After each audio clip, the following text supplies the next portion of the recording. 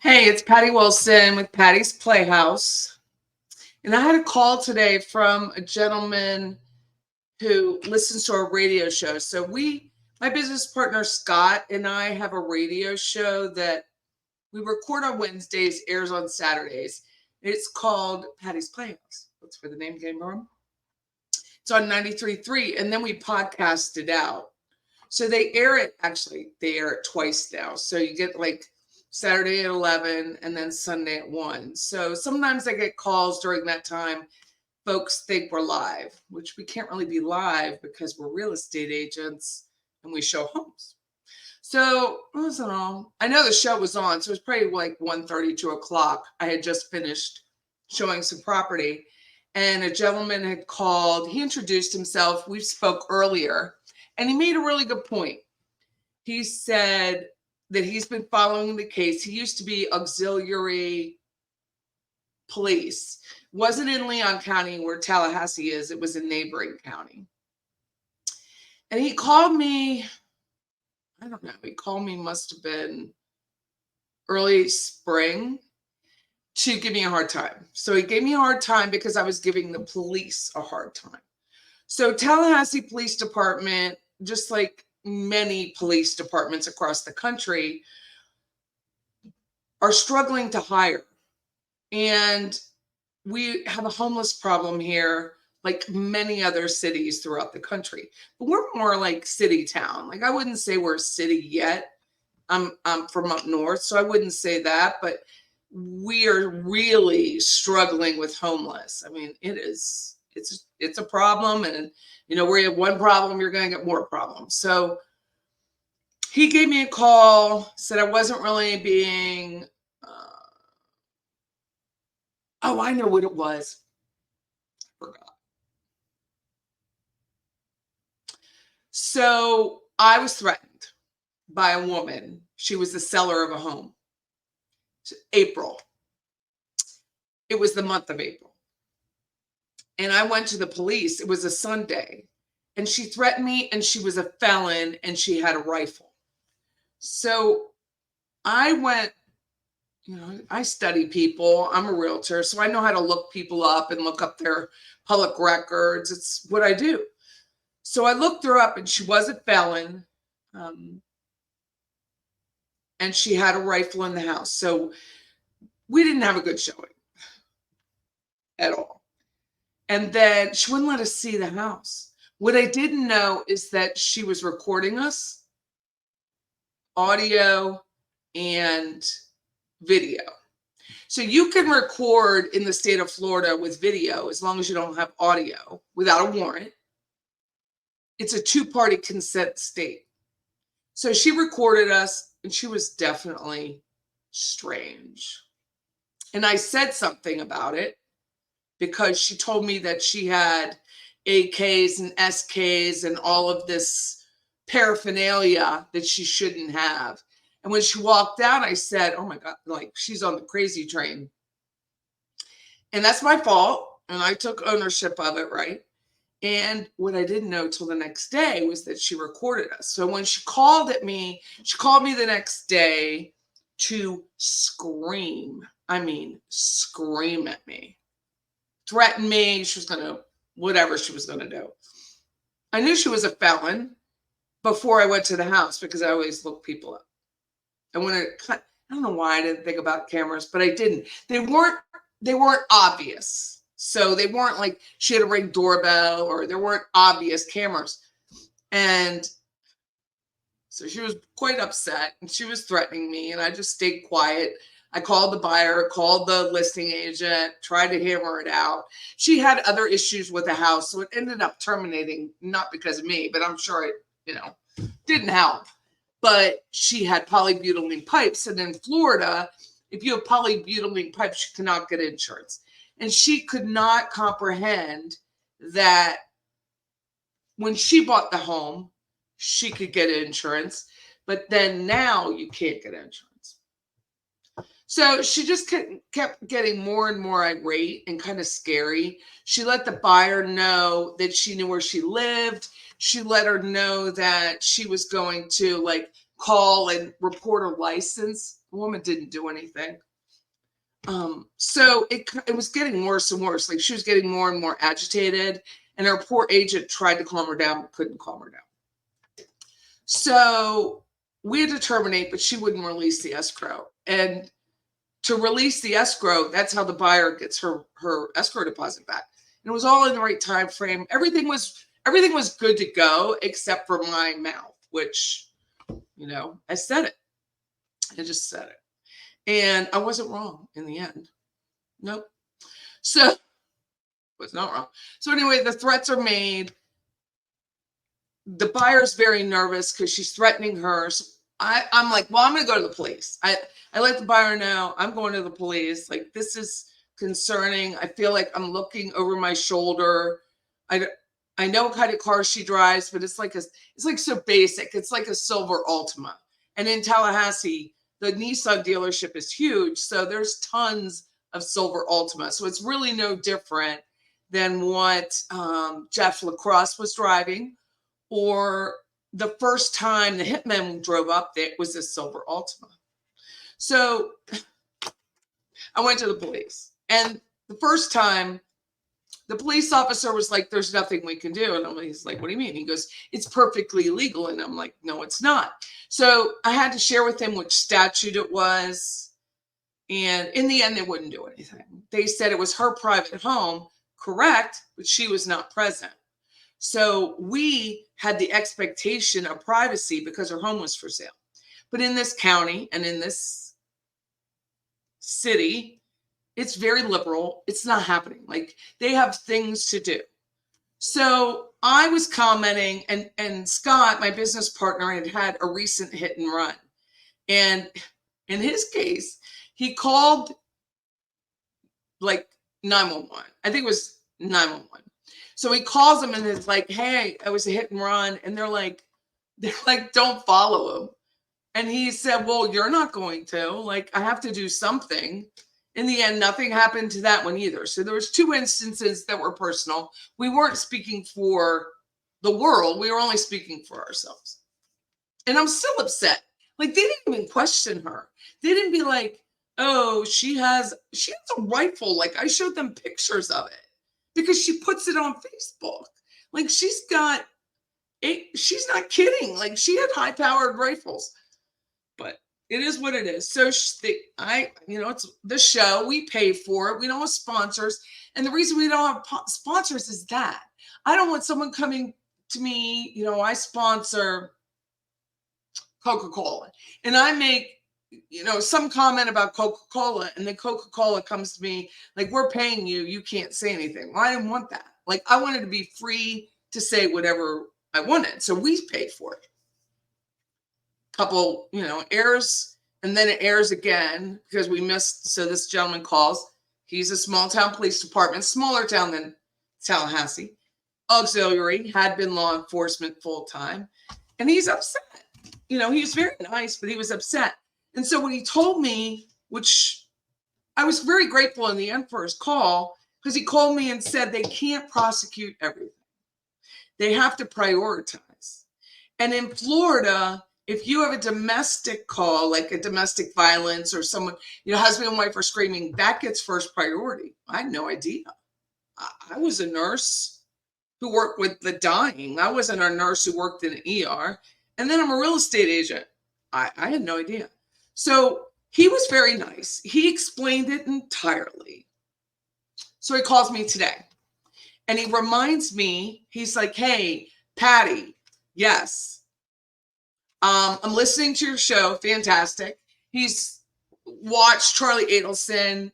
He's like, he thinks, he doesn't think what a lot of people after watching Georgia's cross-examination that he's going to get off. He's like, he is definitely going to be convicted. Fair play. Then he goes on to remind me, how he had originally called me, and then I had rubbed him the wrong way, which is entitled. Like, if someone says bad things about realtors, I get my back up, or things about nurses, or, whatever. Definitely property appraisers, because, I told you, my husband and I are both property appraisers, and we never get a good rap. It's always bad. So all due respect, he was very kind. He was very respectful. And he went on to tell me that I should say something positive about TPD. So that's what I'm going to do. I'm going to say something extremely positive about TPD. And I think also the family, and I think the legal community in town, I think if you're going to shoot somebody, don't let it be a lawyer. I really don't. I think that's part of it. I think all of the legal, the lawyer community, attorneys kind of stuck together on this one, because you have to be your own. If you have a family member that's been murdered, or an ill family member, even as a nurse, you have to be an advocate to keep that moving. Constantly ask, how does that go? I mean, we all watch it on true crime. One family member or two family members are so persistent and tenacious and on it. And what about this? What about this evidence? Why can't you look at this evidence? What about this dig? And I referenced a couple, maybe a show ago, was Brooks Houck, also 10 years. Crystal, it's in Bardstown. Brooks Houck has now been arrested for Crystal's murder. And the family was so persistent. They were on it. They were on Dateline. They were in the news. They were local. There was a podcast called Bardstown about it. Constant push, push, push. And I think that's part of it. You have to push. In my case, it was a threat. We did watch. We did make it known. Then we went to court to get this $1,000 back. And the judge, who's a circuit judge here, very nice lady. I know her husband. I did not know her. I knew of her. And by the end of that hearing, to get my buyer's money back, she knew that this woman is not well. And she had the bailiff, not the bailiff take the buyer out, but the bailiff take me out. Like she was like, she needs an escort to her car. And that woman was waiting for me, and she bought a new car. So it's good to know in the end. She has a Lincoln hatchback, in case anyone local. So going back, Crystal, the family was extremely persistent. You look at Natalie Holloway. I mean, that's been what, 20 years that Natalie Holloway was murdered in Aruba, and her mother, she lost her license to teach. She lost her second marriage. She lost a lot, but she was persistent, and she was going to get urine, and she was going to get a conviction. So you got to hand it to the families. But going back, police, Tallahassee Police Department. I mean, they were banging it out, right? So if you were in court and you got to see Officer Corbitt, or I guess he's like Sergeant Corbitt, he does all the technology, or he's head of the technology for Tallahassee Police Department.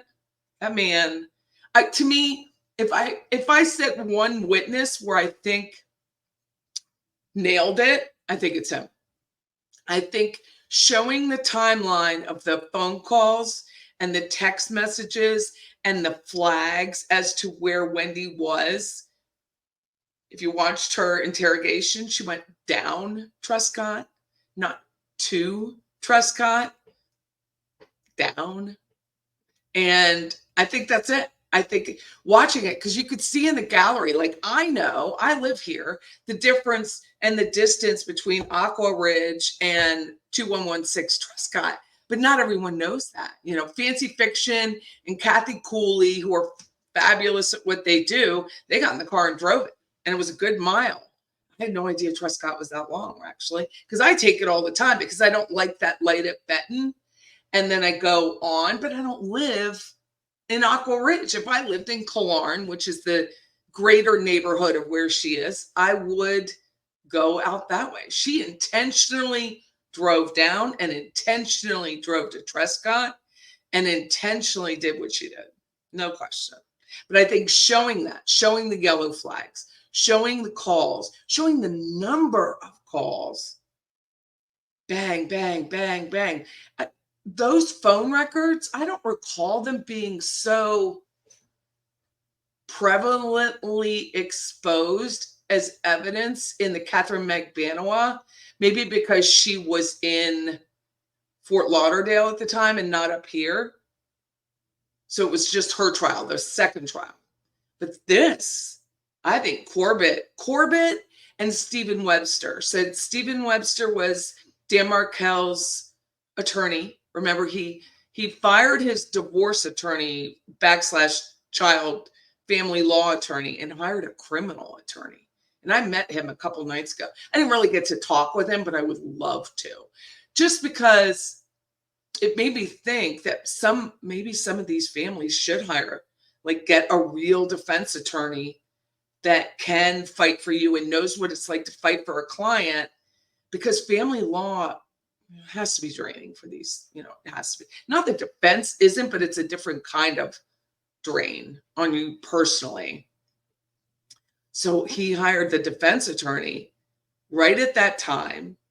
I mean, they were about to go to a hearing the following Friday. She's making call after call.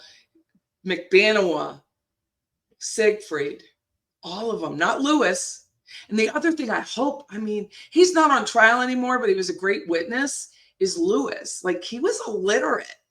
I don't know if he could read Spanish, but he's illiterate. He can't read. So without a photo, the man's not driving anywhere. He's just not. I don't know. I think it's going to be the phone calls that get them. So, I think yesterday I said I was watching that Mentor and Deep Dive, and he said he pulled all the records, which I don't even know how much that costs, but he pulls all the records, and he was thinking about going through more of the phone calls, more of the recordings. He said there's thousands of recordings between Donna and Charlie. He said just on one of those days, it was either, I think, April 16th or April 20th, there were 25 calls between mother and son. I have never called my mother 25 times in a day. Ever. She's passed now, and we were close. I moved to Florida to be near them. But I was trying to think all day. Have I ever called that woman? She would just, we should be like 87 right now. She'd be like, get off my phone. I have things to do. I have a crossword puzzle. 25 times in one day. I think that's something to think about. I hope Georgia comes off really strong and be more aggressive, because Charlie is so manipulative that she probably didn't want to make him look like a victim. Who knows how he would have reacted had she been more, not assertive, but aggressive, the way the audiences believe she should have been. It'll be interesting to see. So I intend to go. It's 7:20 here right now in Tallahassee, and we just all had the time change, which I think is cruel and unusual punishment. And it is like, we're exhausted. I'm so tired. I can't believe it. I hate the time change. But I'll let you know tomorrow what happens. We're all I've talked to a couple people that are in the gallery that I knew, and that they're going to work to come tomorrow. Hopefully there's room for everyone, but I think it's going to be a big day. And hopefully, say, okay, so it starts at 8:45. What's his face? Little Rash will talk for 2 hours. The defense attorney, she'll probably talk for 2 hours. I hope it's Georgia and not Sarah. Not that Sarah didn't do a good job before. I just hope it is Georgia. And release the alternates, feed them lunch, and then they'll start deliberating, maybe 1:30. Finish. I don't know. They look like a contemplative bunch. Going over that, I told you, there's several that are definitely techies, state worker, IT kind of people. Because you could watch when the defense attorney had a little bit of a struggle before they took the jury out, because they didn't want to see him bending over and pulling out cords, which was humorous. They were definitely looking. So I felt like they were IT kind of guys. They're not graphic artists, or I don't know. I forget that They have to be. They have to be. But I think that'll be interesting to see, like, how they all, are they cohesive as they appear to be? The front row appears to be a cohesive group. Is there going to be someone that is just not sure? I hope not. I really do. Is there someone that just is like, no, he's innocent? Is there someone, I was reading jury responses, like feedback after other trials, and one person I read, it was a local trial, it was a hung jury because they just didn't believe in punishment. Please, I can't take that.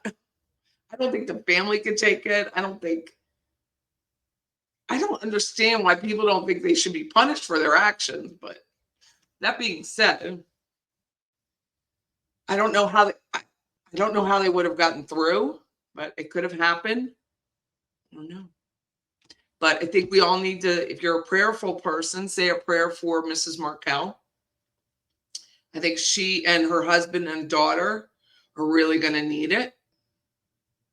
I think it's been, I mean, you just look at her photo. Like, I went back to her Facebook, and her Facebook's pretty blocked, but her photo then and her photo now, it's two different people. I don't know how old that photo is, but you can see the strain on her face and just exhausting. She's not in her own bed.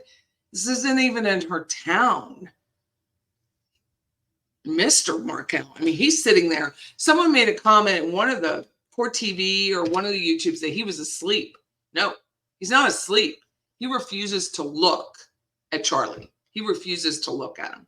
He just closes his eyes, or he looks at the jury, or he's writing.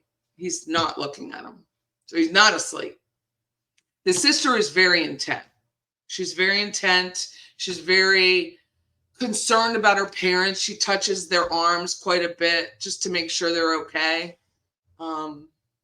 It's just a massive strain, and unless you've been through it, I can't imagine that you would understand. I don't understand at all. I just can't even imagine, and I don't want to. Nobody wants that kind of experience up close. I know there's a lot of the like podcasters that spend a lot of time with them, and I think they really appreciate that. And I'm gonna now, I have my YouTube. I can do the links. I added links before, but I didn't know you had to do like a verification of who you were. So I filled out all the verification paperwork. Notice my little purple variegated gradient overlay with my logo, Patty's Playhouse. Our logo, our motto for the Playhouse, our tagline's house talk with a happy ending. So I didn't put that up there because it's dark and wouldn't really look right. But I hope thank you all for the new followers. I had no idea that anyone would ever listen to this, me or my show. But this show's funny. Like, if you're ever interested in real estate as a podcast, we talk about real estate specific to our town, but also in general. And we talk about appraising. We talk about selling, buying, the market. Scott Cowart, my business partner, he talks about staging and style and design and making a home beautiful so it sells for more. He does a really beautiful job. So I hope if you ever listen to podcasts, you might enjoy it. And just have a great evening. Get some rest. Join us tomorrow. I hope we have good news to share. Hope. Say a prayer for this family. This town has given them a big hug, but it's not going to bring Dan back or Abba. Golly. I saw that. When I heard the boys in the background of that video, I said, how cruel this family could be. I don't know.